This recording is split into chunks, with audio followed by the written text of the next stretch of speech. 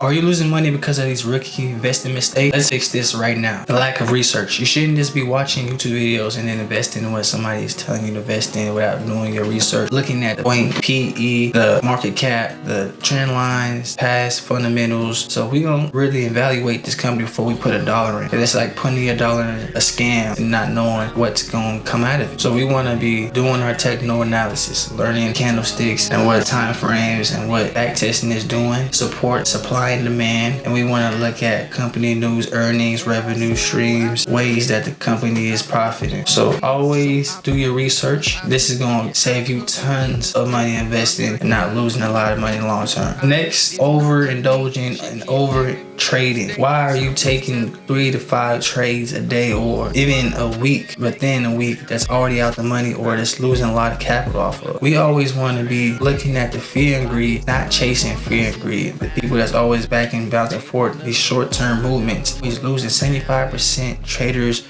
don't make money, guys. So it's not a business for you to be always trading in. You want to think long term and do not chase hype. Social media, new crypto releases, these are just like ways that you can just give your money away and make the next person wealth instead of building your wealth next 5 to 10 years. You must stay disciplined to acquire and hold and build a character. This is not something that you get into Hollywood and get your ticket to Hollywood and you run off and then walk the stage. You're good, you're in the richest and wealth. It's something that requires discipline, character. Things I do to stay disciplined is I change my behavior. So if I know I'm burning myself, putting in trades every morning, buying in and then closing, selling them the next 30 minutes, and I'm losing lots of money, play with too much options and I hold them too long, I never take my profits. I'm really good at looking at candlesticks, but I don't know how to manage my money whenever it comes to buying and risk and reward. Investing, I always put all my money in my account, not having enough money for saving in my credit cards. I'm too far in debt. Whatever it is that we're making mistakes in our capital and our finances, we want to hold yourself